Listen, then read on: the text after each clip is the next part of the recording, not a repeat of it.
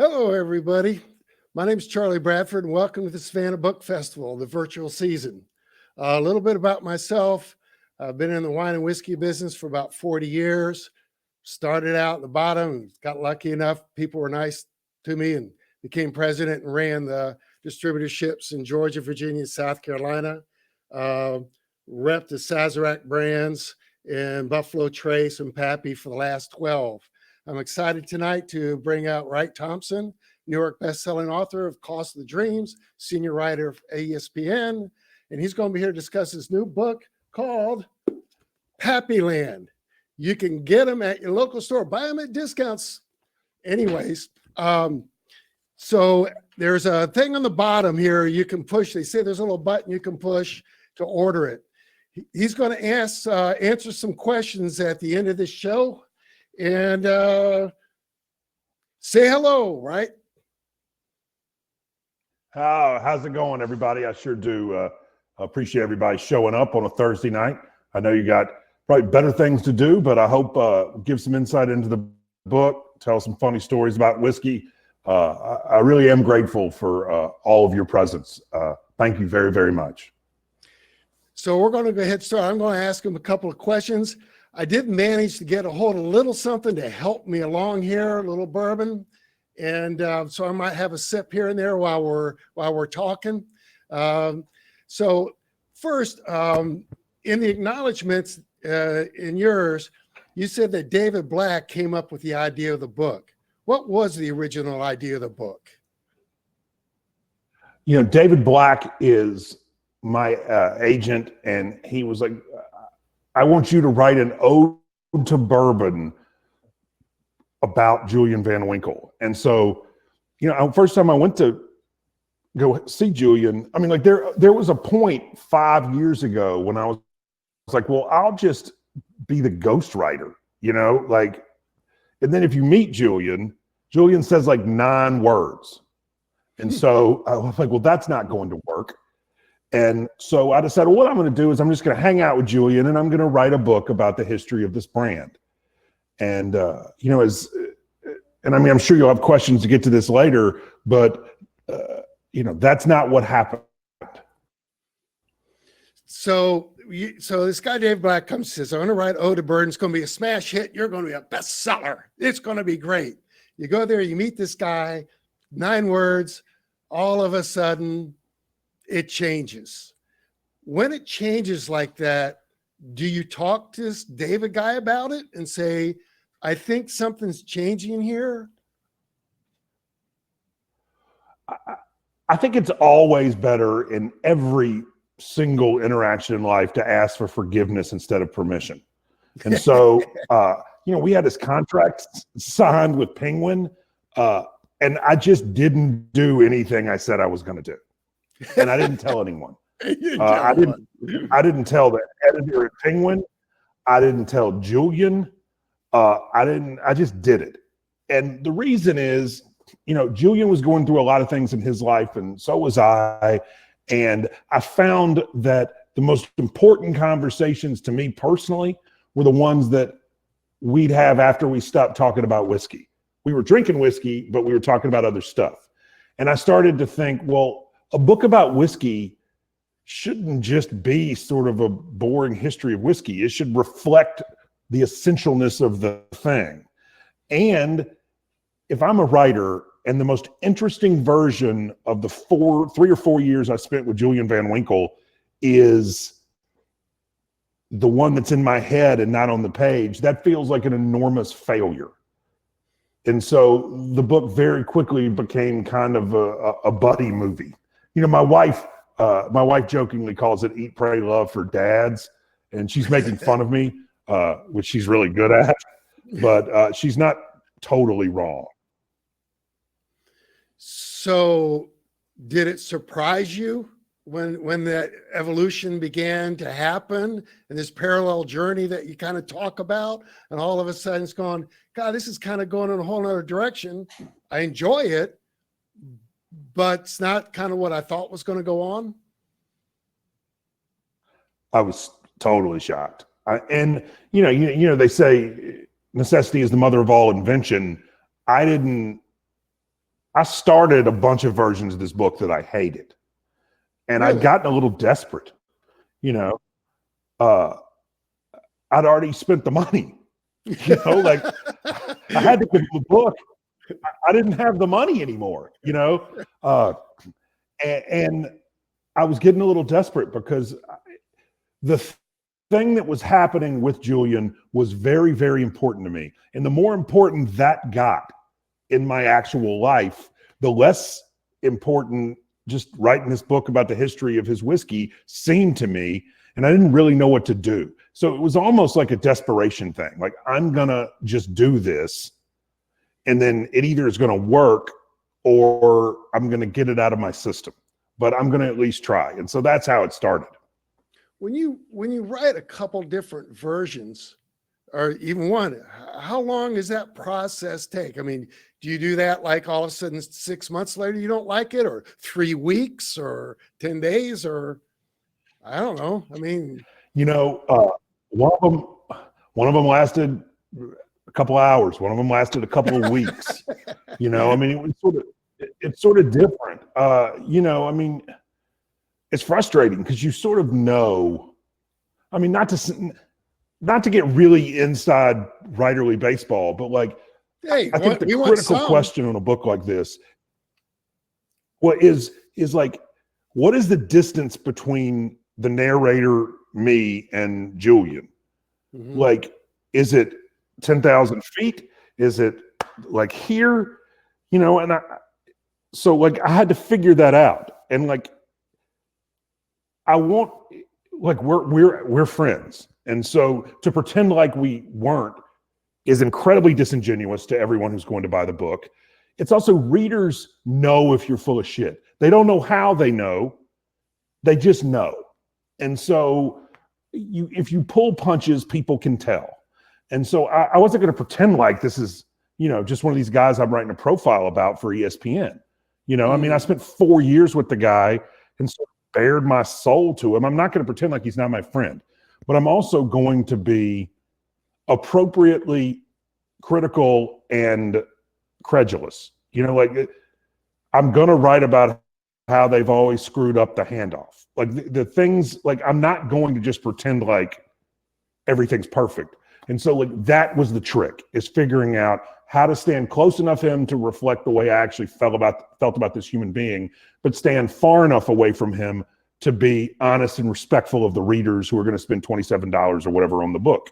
And so, you know, that I struggled with that, is like, you know, because you do feel a tremendous loyalty to the, at the moment, imaginary human being who's going to sit at their computer or walk into a bookstore and buy your book. It's not like clicking on a link for a story. I mean, this is a much more personal thing. And I just didn't want to disrespect that. Have you had that personal type of thing happen to you before in your career, where you got so close to somebody? Obviously, if you read the book at all, you can see how he influences, and, you know, your life. And all of a sudden, like, I've had people, the same thing happened to me. I call them in the whiskey business, and the next thing you know, I'm in their office in the middle of the night tasting salmon and stuff. And all of a sudden, a year later, we're so damn close, and they influenced my life so much. And it's happened to me, you know, more than once. Has that happened to you in the past, or is this the first time that you've really gotten that close in a relationship or writing about somebody? It's the first time. I mean, the closest to it, you know, no, there's nothing even really close. Really? I mean, no. I mean, there are a couple of people that I'm close to now, that I talk to, but there's nobody like Julian. I mean, I was on the phone with Julian today. Julian and I are friends. Mm-hmm. You know, Julian's going with me to, we were making plans today to go to a golf tournament. Like, I talk to Julian regularly. And so, no, that's never happened. I mean, you know, if you rep Sazerac, you know, Yeah. I mean, they're good. Like, Julian's a good guy. Like, in addition to all that other stuff, he's a good hang. Yeah. I know Mark Brown and Randy and everybody. Mark and I've Oh yeah, I love those guys. Yeah. Randy was always a real good friend to No, me. I can't imagine that. Mark and I, well, I won't get into that. It's just distributor, supplier shit. Anyways, so now you're writing a book and it's starting to come along and you're close friends with Julian. Do you tell Julian, this is what I'm writing? You submit to him? Do you say anything to him? I mean, does Julian ask you? Does he go, hey, I know you're writing about me. I would like to see what you're saying. No, Really? I didn't show him shit, and he didn't ask. And he didn't ask. I mean, he didn't see it. No, Julian's not that, like, I don't ask him about his whiskey. Do you know what I mean? Like, I don't be like, well, I don't really know about that 15-year-old Julian. I mean, Julian's old school. Julian's not going to get in my thing. Once Julian had made the intellectual decision that, like, we were going to do this, he was going to let me move into his life. I think he had already made the decision. That's interesting. You talk about, and I don't know if you've asked him about this or whatever, in the wine and whiskey businesses, when I first got started, which was ancient history ago, family held, people helped each other out. I knew Billy Samuels, and he talked about his dad being on what they called Whiskey Row in Bardstown, and Motlow and these guys. And he talked about Pappy Van Winkle with the wheat and all that kind of stuff, with talking about his dad. There's a lot of smaller suppliers, or I call them suppliers, smaller distillery people in the world now. And it's kind of come around circle to where it used to be the conglomerates were buying everything and they owned everything.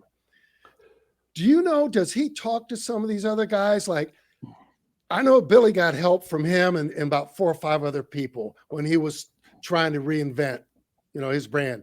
And I'm sure Julian probably had the same thing. I think he mentioned his book. Do you know if they're doing that now? Do you have any idea? Well, it's interesting because, so when Julian was bottling in Lawrenceburg, he had it was like everybody else was driving Teslas and he was driving a Model T. I mean, he was using this really old bottling line that you couldn't get parts for.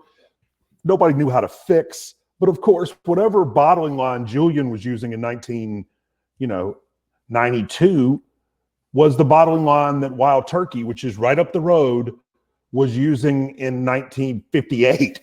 And so the super old guys that Jimmy Russell had working for him knew how to fix it. They remembered.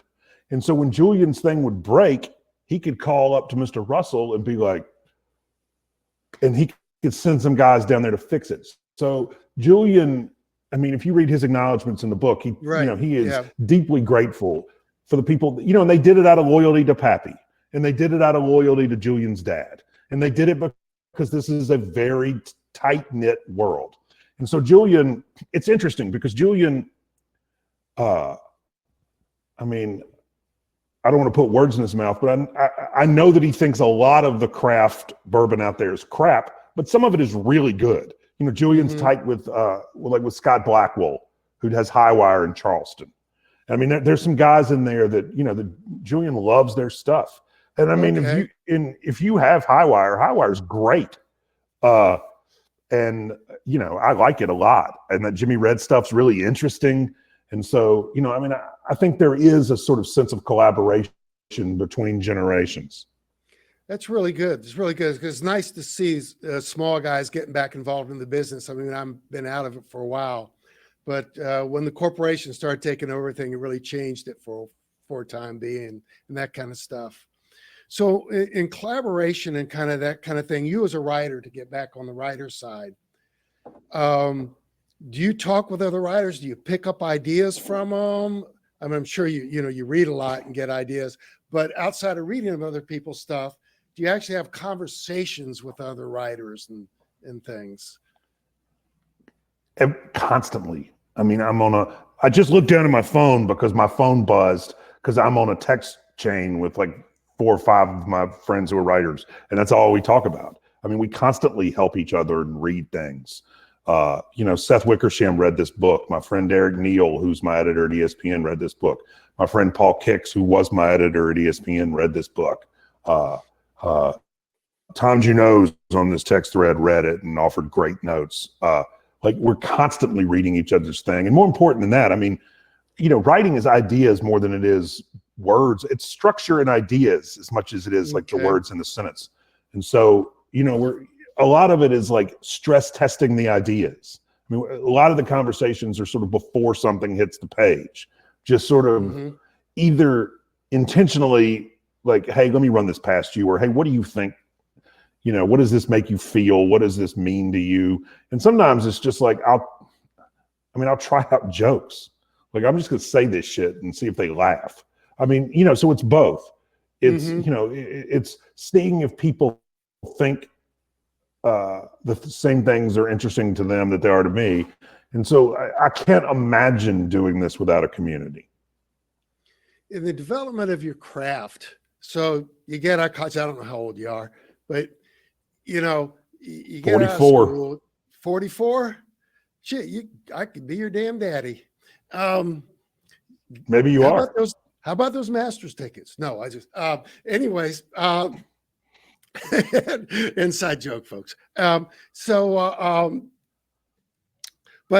in the development of your craft, like I knew, when I started, I was a musician, but when I got in the wine and whiskey business, I really started developing more and more and more and more.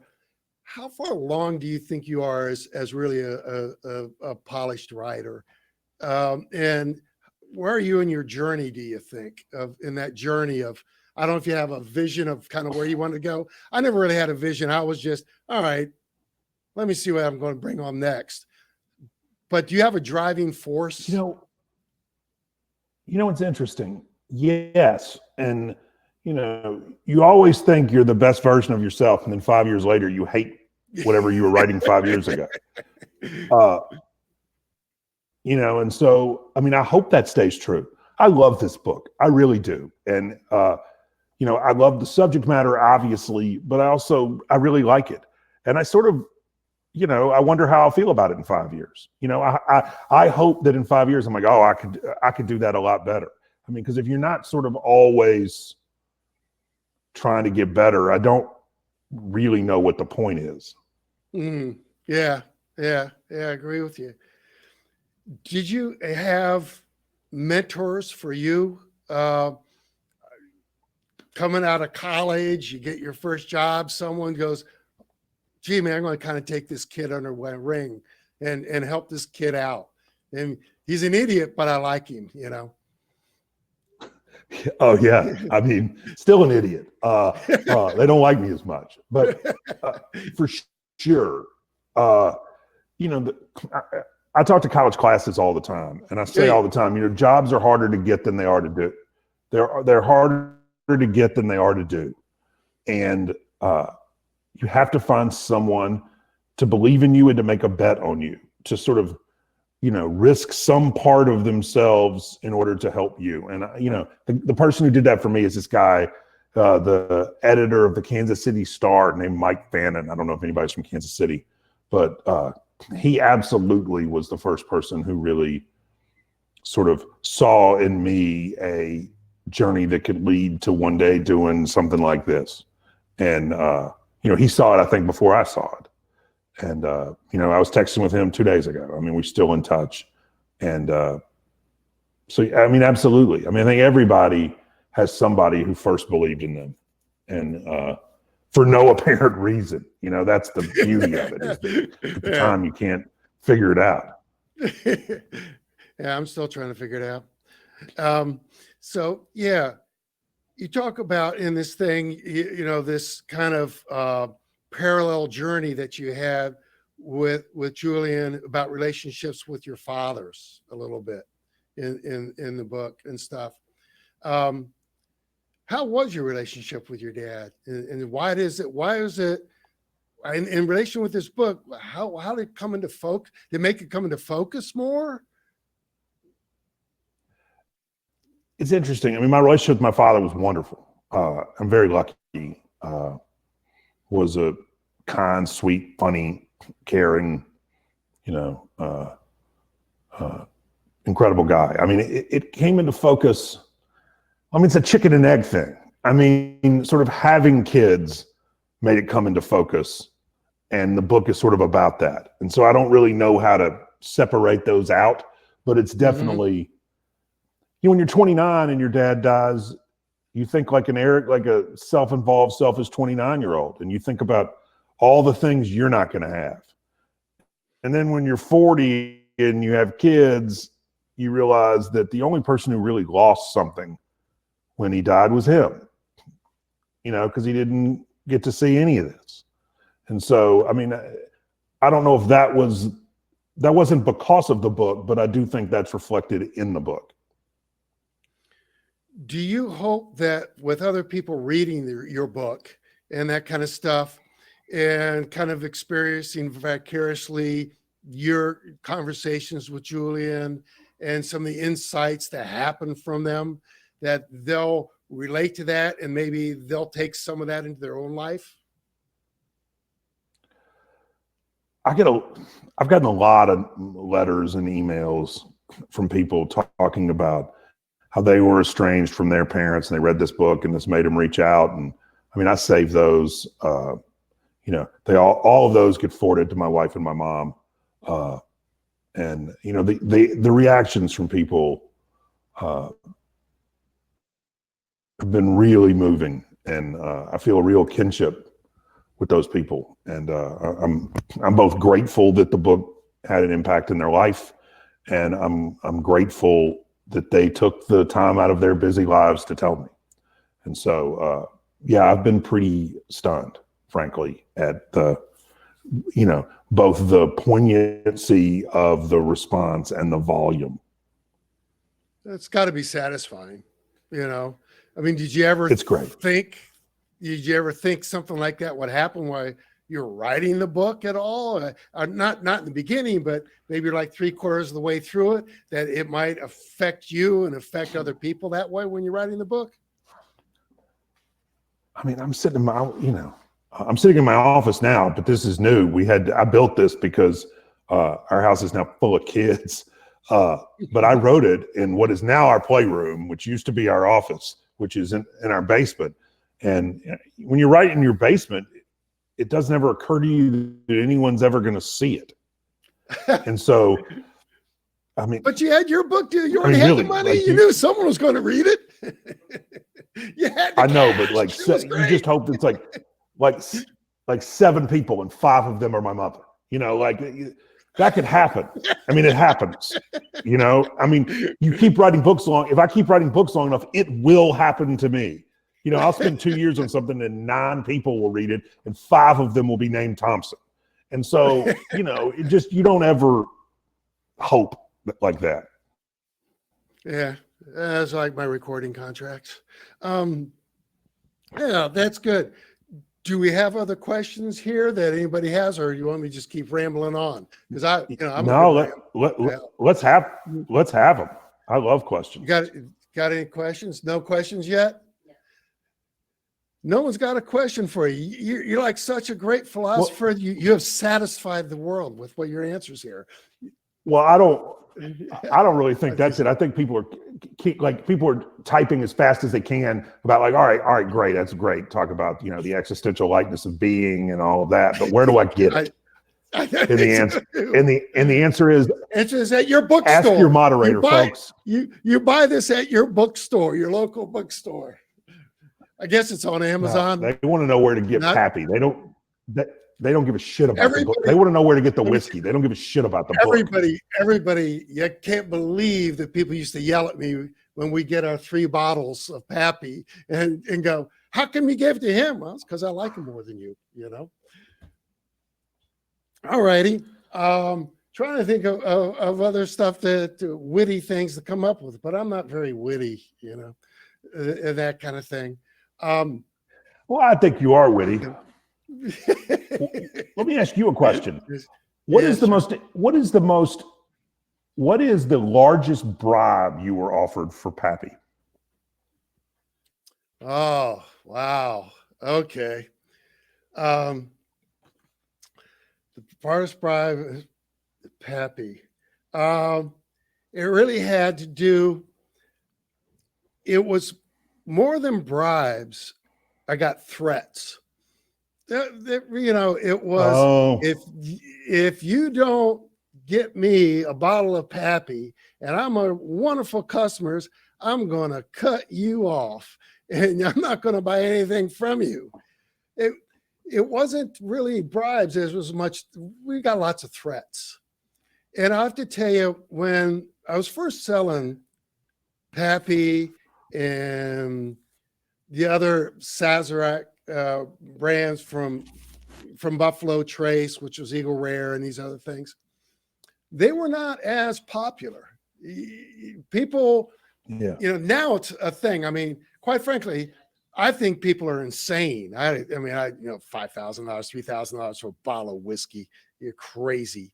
But it wasn't that easy to get rid of, a long time ago. I've got a couple questions here. What are some of the topics for your next book? Man, if you got any, let me know. I got a couple of things I'm working on. I'm not going to tell you until I know which one I'm doing. Sorry. Well, that's all right. So next on this question, of those, which one has the most traction? None of them, people. None of them. Since I never had any Pappy, what is my opinion that distinguishes it from other top shelf bourbons? All right, Bob. One, I like weeded bourbon. I think like a really fine bourbon like Pappy or some of those purple cap Willets, whether it's weeded or rye, and Charlie, correct me if I'm wrong, but like the viscosity of it is almost different. I mean, just pouring it, you could be like, oh, this is not bourbon colored neutral grain spirits. Like there's some to it. It's interesting. The way it's designed is for old Rip Van Winkle to be your everyday decanter whiskey, the 10-year-old. And then the 15, 20, and 23, at least the way I understand it, aren't designed to be sort of graduated steps up. They're three totally different products for whatever your palate is. And correct. And so 15-year-old is hot. It's 107 proof, I think. I don't remember. That's embarrassing. And it's my favorite. It's got some to it. 20-year-old is sort of the perfect bourbon. It is a really interesting mixture between smooth and it's still got some teeth to it. It's as smooth a thing as there is.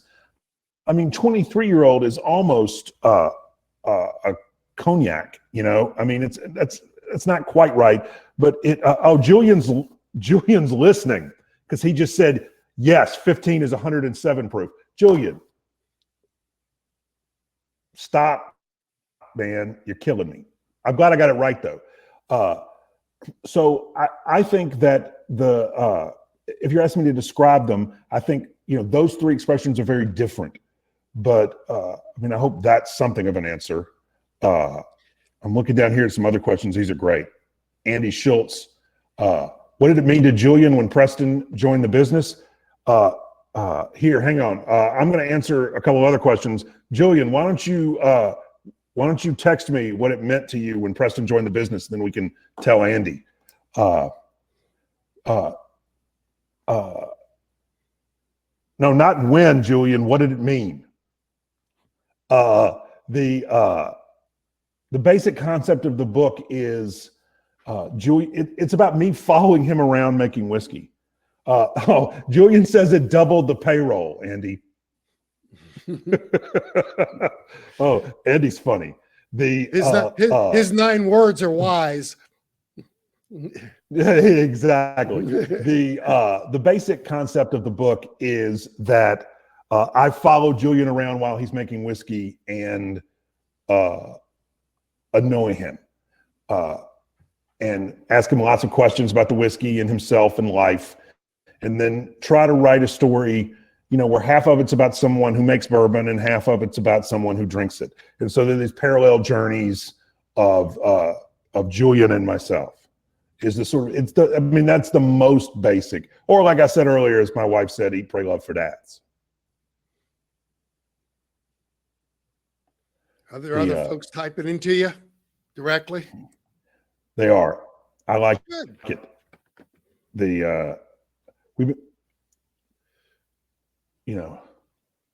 Oh, Andy. Yeah. See, there you go. It's been really interesting though, because, I do a lot of these talks and you get to see, the whiskey is about the experience of the people you're sharing it with, whether it's Julian's whiskey or, it could be anything. It's the people you're commemorating the moment with as much as it is sort of what's in the bottle. I know he'll disagree with that, but Yeah, it really is. I agree with you. I mean, the thing about whiskey and wine or any of that stuff, and like the 40 years that I did and stuff, it was about sitting down with a bunch of folks and sitting in the thing and having a couple of pops and beginning to open up a little bit about your life or about things that mean stuff to you. That's the experiences of good whiskey, I love the taste of it. And God knows I've done my best to help out the world drink some, but I agree with you. It's that personal relationships that develop. I can't have talked you out. What else we got, folks? Andy, I know you got something else. What do we got? I'm goading them now, Charlie. That's a good thing. Take over. It's the thing here. See, if you can take over as a moderator and the author too, I'll get credit and I can continue to drink and I can sit back and go, that's perfect. Great. I was wonderful. Did you see me? Did you see me? Send the autographs. Send the autographs. Oh, wait a minute. I got let me see. That's good. How long did it take you to write the book? What is the ratio of drinking to writing? Oh, well, that's interesting. There was a considerable amount of drinking, but not while I was writing. I'm a writer early in the morning. Writing's dear friend is caffeine, not alcohol. And so, it's funny. A friend of mine, J.R. Moringer, wrote that book, The Tender Bar. And he and I were laughing, but he was also like, it's probably good that this book came out during the pandemic. Because if you have to go on a book tour for a whiskey book, some part of you doesn't ever come back. That book tour could sort of be your Vietnam. You don't ever really shake that. And so I have enjoyed the fact that the events have been at home. It's been less fun, but I think much healthier. What else you got, Troy? I gotta I have to go take care of kids in 7 minutes. I want to get as many as I can. Yeah, that's right. Yeah. Look, you had life on the road. I had life on the road. Yeah, it's things when I know all the people at the hotel as well as I know my family. Yeah, and been on the road too long, and that's happened plenty of times to me. Any other questions here, or are going to make some stuff up and start talking? Anything? All right. Here we go. You got something? Here we go. I got one. Okay. Let's see. How do I determine who I share a bottle or glass of Van Winkle? Guest in my house. If you come over, although, I wrote in the book about giving a glass to my friend Charlie Pierce, who writes for Esquire. And then another friend of mine who's a writer, Chris Jones, who also used to write for Esquire, started giving me shit about it. He was like, "Well, I didn't get the Pappy. I didn't know. You don't like me as much as Charlie." So I'm going to try to answer diplomatically. If you were in my house and there's a bottle open, you might. I hope that gives me broad latitude and leeway. So what's your address? I'm heading over tonight. My address is Andy Schultz, No, I'm just kidding. I mean, it's the whole point is for other people to have it, so I like to share it, and, I like to give it away, and I don't, I'm never going to sell it, and I don't want to hoard it. I mean, if I have it, I'm going to drink it. And I sort of think that's what it's made to do. If I could, I would have cases of Old Rip, and that's all I would drink. I love Old Rip Van Winkle. Like, I love that whiskey. That is great, great whiskey. The fact that retail price is whatever it is absurd. I mean, that's the best deal going if you find it for retail. And so, I look forward to a world when, no offense, Julian, but everybody else wants to drink vodka and I can just buy as much Old Rip as I want. But, and I do have to run here. So I do want to say